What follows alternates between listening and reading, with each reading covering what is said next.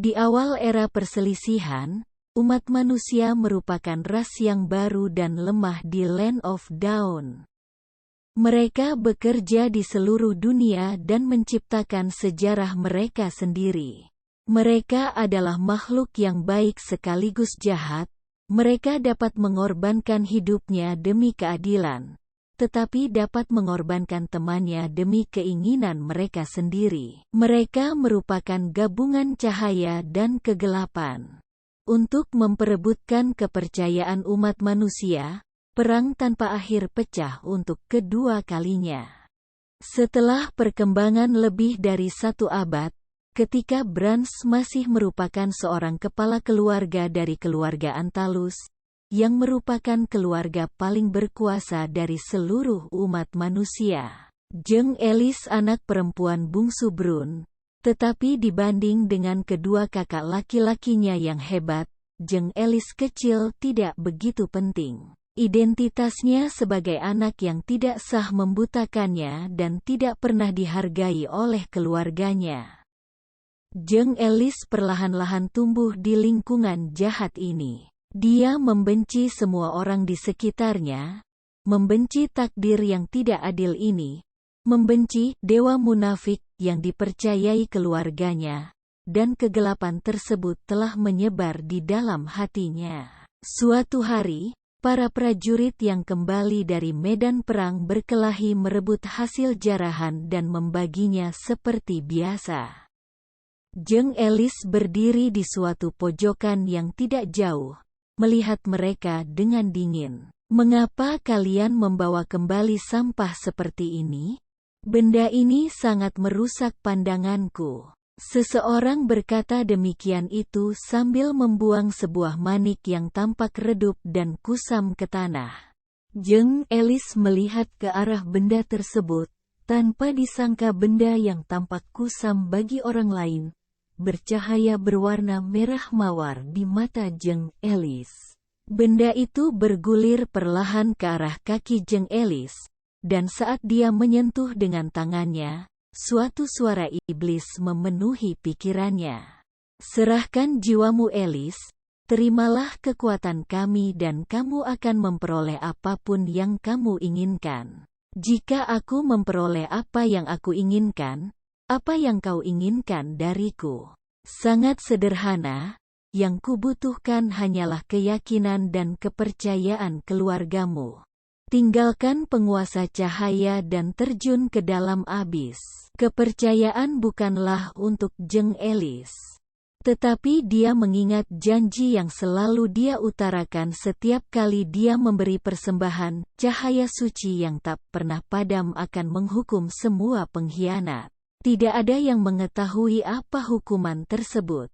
Ketika dia meragukan dirinya, kakaknya, Bang Simon, menemukannya di pojokan. Dia mendorong Jeng Elis hingga jatuh dengan kasar, sambil berkata, Kau orang yang tidak berguna. Apa yang sedang kau lakukan di sini?" Melihat Jeng Elis tidak menjawabnya, dia mengambil manik yang digenggam Jeng Elis dengan erat. Jeng Elis berusaha merebutnya kembali, tapi si Simoni menendangnya ke udara. Dia melihat kembali ke arah Jeng Elis yang terjatuh ke tanah dan tidak bangkit lagi. Dia mendengus dengan kasar, "Kau sama seperti benda ini, sama-sama sampah yang tidak berguna." Dia melemparkan benda itu ke arah perut Jeng Elis.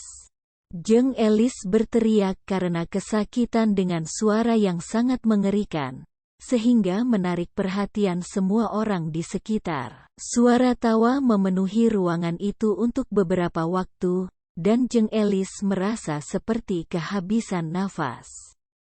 Ketika suara itu memudar, seluruh penghinaan dan frustasi terlepas pada saat ini. Jeng Elis berkata pada iblis itu, "Jika aku berhasil, apakah kau akan memberiku kekuatan untuk menghabisi seluruh manusia?" "Tentu saja, Elis."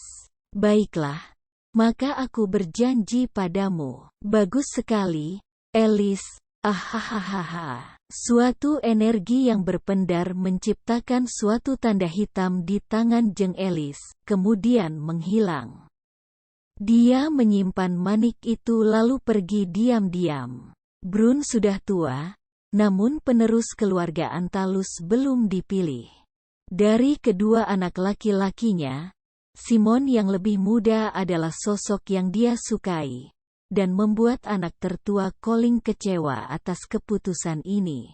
Jeng Elis diam-diam memprovokasi kebencian antara kakak beradik ini, dan menggunakan ini untuk memisahkan seluruh anggota suku menjadi dua pihak yang terus bertarung. Di waktu ini, Jeng Elis selalu tinggal di sisi Brun, bermain peran sebagai anak perempuan yang baik sementara dia menghasut Brun bahwa kedua anaknya ingin membunuhnya dan merebut posisi kepala keluarga. Tanpa banyak usaha dari Jeng Elis, hubungan keluarga antara seorang ayah dan kedua anaknya dihancurkan oleh perebutan kekuasaan. Sementara hubungan mereka semakin retak, suatu tragedi terjadi. Colin membunuh Simon, dan Brun mengeksekusi Colin di bawah pengaruh jahat dari Jeng Elis. Setelah Colin meninggal, Brun jatuh sakit, dan Jeng Elis mengambil tanggung jawab sebagai kepala keluarga. Pada waktu itu, keluarga itu telah hancur. Di satu sisi, Jeng Elis menjaga Brun, dan di sisi lain dia terus menghibur keluarganya dan mendapatkan kepercayaan serta dukungan dari sukunya. Saat waktu yang tepat telah tiba, dia diam-diam meracuni Brun dan membunuhnya. Di pemakamannya, anggota keluarga Antalus menyadari bahwa mereka telah bertarung untuk penguasa cahaya selama banyak generasi, tetapi dia tidak pernah memberkati mereka. Hari demi hari, semakin banyak sekutu meninggalkan mereka, tanpa mempedulikan sedikit pun persahabatan di masa lalu.